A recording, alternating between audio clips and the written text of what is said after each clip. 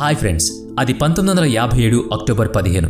23 ఏళ్ల ఆంటోనియస్ బోస్ అనే ఒక రైతున్నాడు. అతను ఒక రోజు రాత్రి సమయంలో కాపలా కాయడానికి తన పొలంలోకి వెళ్ళాడు.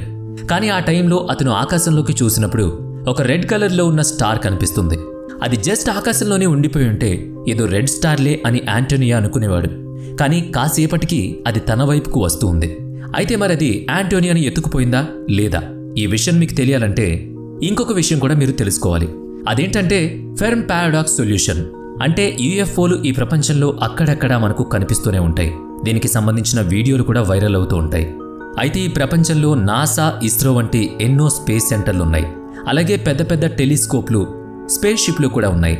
ఆస్ట్రోనాట్స్ ఇతర గ్రహాలపైకి కూడా వెళ్లేందుకు సిద్ధంగా ఉన్నారు. ఇప్పటికే మూన్, మార్స్ గ్రహాలపై అడుగుపెట్టారు కూడా. కానీ వీళ్ళెవ్వరూ ఏలియన్స్ని చూడలేదు. ఏ టెలిస్కోప్ ఇప్పటి వరకు ఏలియన్స్ పిక్చర్స్ని తీయలేదు. ఎందుకు ఏలియన్స్ ఆచూకీ మనకు తెలియడం లేదు?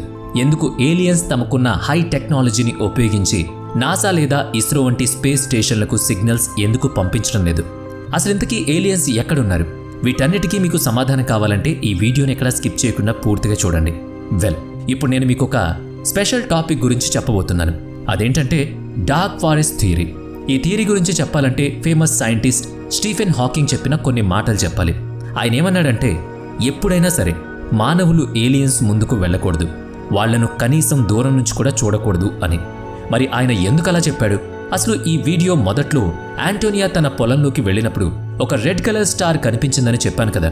ఆ స్టార్ నెమ్మదిగా పెద్దగా మారుతుంది అన్నాను కదా. నిజంగా ఆ స్టార్ పెద్దగా మారిందా అంటే కాదు. అది అసలు స్టారే కాదు, అదొక యూఎఫ్ఓ. అది ఆంటోనియా వైపు దూసుకుని వస్తుంది. అయితే అది చూసిన ఆంటోనియా వెంటనే తన ట్రాక్టర్ని తీసుకుని వెళ్ళిపోవాలని చూస్తాడు. కానీ కాస్త దూరం ఆంటోనియా వెళ్తాడు, కానీ లైట్లు ఆగిపోతాయి. ఇక ఆ ట్రాక్టర్ ముందుకు కూడా నడవదు. తీరా చూస్తే పక్కనే ఆ రెడ్ స్టార్ కనిపిస్తుంది. బాగా భయపడిపోయి అక్కడే ట్రాక్టర్ని వదిలిపెట్టి దూరంగా పారిపోతాడు అతడు. కానీ అప్పటికే ఆ రెడ్ స్టార్ అనుకున్న యూఎఫ్ఓ నుంచి 5 అడుగుల 3 యువకులు బయటకు వచ్చి బలవంతంగా ఆంటోనియాని పట్టుకుని యూఎఫ్ఓలోకి తీసుకువెళ్ళిపోయారు. ఆ తర్వాత ఆంటోనియా బట్టలు తీసేసి రకరకాల ఎక్స్పెరిమెంట్స్ చేస్తారు. ఈ సంఘటన ఆధారంగా ఒక సినిమా కూడా వచ్చింది. అప్పట్లో ఈ న్యూస్ బాగా సెన్సేషన్గా మారింది కూడా. అన్ని న్యూస్ పేపర్లలో ఇదే టాపిక్. ఇప్పటికీ గూగుల్ కొడితే ఆంటోనియాపై జరిగిన అటాక్ గురించి తెలుస్తుంది. అయితే ఇక్కడ లక్ ఏంటంటే ఆంటోనియా బతికే ఉన్నాడు. ఏలియన్స్ అతన్ని ఏం చేయలేదు. జస్ట్ అతని దగ్గర నుంచి బ్లడ్ శాంపిల్స్ తీసుకున్నారు. అయితే ఏలియన్స్ని చూశాక ఆంటోనియా స్పృహ తప్పిపోయాడు. 4 గంటల తర్వాత కానీ అతనికి మెలకువ రాలేదు. అయితే ఆంటోనియా శరీరంలో రేడియేషన్ పాయిజనింగ్ జరిగింది. తన బాడీపై చాలా రకాల చిన్న గాయాలున్నాయి. కానీ ఇంకేం చేస్తారు? అతనికి కొంతకాలం పాటు డాక్టర్లు ట్రీట్మెంట్ ఇచ్చారు. ఇలాంటి సంఘటనలు చాలా చోట్ల జరగడంతో ఏలియన్స్ అప్పుడప్పుడు ఈ భూమి మీదకు వస్తున్నారని అర్థమైంది. ఇంకా క్లియర్గా చెప్పాలంటే ఏలియన్స్ ఈ భూమి ఎలా ఉంటుంది, మనుషులు ఎలా ఉంటారన్న విషయాలను రీసెర్చ్ చేస్తున్నారని చాలామంది అంటున్నారు. ఇంకొక ఇంట్రెస్టింగ్ విషయం ఏంటంటే యూఎఫ్ఓలు ఒకే రకంగా ఉండవు. ఇవి డిఫరెంట్ వెరైటీస్గా ఉంటాయి. చాలామంది ఈ యూఎఫ్ఓలను చూశారు. ఇదిలా ఉంటే స్పేస్లో ఉన్న వ్యోమగాములకు ఎందుకు ఏలియన్స్ కనిపించడం లేదు? ఎక్కడో ఒక చోట కనపడాలి కదా. రైట్, ఏలియన్స్ జాడ తెలుసుకునేందుకు మన సైంటిస్టులు కూడా గతంలో చాలాసార్లు సిగ్నల్స్ పంపించారు, కానీ రెస్పాన్స్ లేదు. వాయేజర్ 1 దీని ద్వారా మన సైంటిస్టులు ఏలియన్స్కు సిగ్నల్స్ పంపించారు. అంటే మనం వాట్సాప్లో హాయ్ హలో చెప్తుంటాం కదా, అలా కదా అనుకుంటున్నారా? అలాంటి మెసేజ్లో అసలే కాదు. ఈ మెసేజ్లో మన భూమిపైన ఉండే సౌండ్ ఉంటుంది. డిఫరెంట్ ఫోటోలు ఉంటాయి. ఇవన్నీ కూడా డిఫరెంట్ లాంగ్వేజెస్లో పంపుతారు. కొన్ని జస్ట్ మ్యూట్లో ఉంటాయి. ఇవన్నీ కలిపి ఒక రికార్డ్ రూపంలో ఎక్కడ ఏలియన్స్ ఉండొచ్చని భావిస్తున్నామో అక్కడకు పంపిస్తూ ఉంటారు. ఒకవేళ ఏలియన్స్ నిజంగా ఈ రికార్డ్ని రిసీవ్ చేసుకుని ఉంటే గనక ఈ భూమిపైన ఎలాంటివి ఉన్నాయో క్లియర్గా అర్థమైపోతుంది. మనుషులు ఎలా ఉంటారు, సముద్రాలు ఎలా ఉంటాయి, ఇలా అన్నీ ఏలియన్స్ గురించి తెలుసుకునే అవకాశం ఉంటుంది. Frank drag civilisation. ఎస్, ఈ మిల్కీవేలో దాదాపుగా 12,500 రకాల ఏలియన్ సివిలైజేషన్స్ ఉండొచ్చని 1961లో అమెరికన్ ఆస్ట్రోనామర్ ఫ్రాంక్ డ్రాక్ చెప్పారు. అంతేకాకుండా ఇంకా చాలా సివిలైజేషన్స్ ఉండే అవకాశం ఉందని కూడా చెప్పారు. వీళ్ళంతా ఏలియన్సే అని, వీళ్ళు చాలా అడ్వాన్స్డ్గా ఉంటారని కూడా ఆయన థియరీ చెబుతోంది. కానీ ఇప్పటి వరకు ఎవరూ మనకు కంటపడలేదు. మనం సాధారణంగా ఈ యూనివర్స్లో భూమిపైన మాత్రమే సివిలైజేషన్ ఉంది అని అనుకుంటాం కదా. రైట్, అలాగే ఏలియన్స్ ఉన్నాయని మనం నమ్మితే వాటిని ఎందుకు మనం గుర్తించలేకపోతున్నాం? అసలు నిజంగా అవి ఉన్న చోటుకే మనం సరిగ్గా సిగ్నల్స్ పంపుతున్నామా? అంతేకాదు, మనమైనా అడ్వాన్స్డ్ టెక్నాలజీలో ఉండాలి, ఏలియన్స్ అయినా ఉండాలి. అందుకే మన సిగ్నల్స్ ఏలియన్స్కు చేరడం లేదు.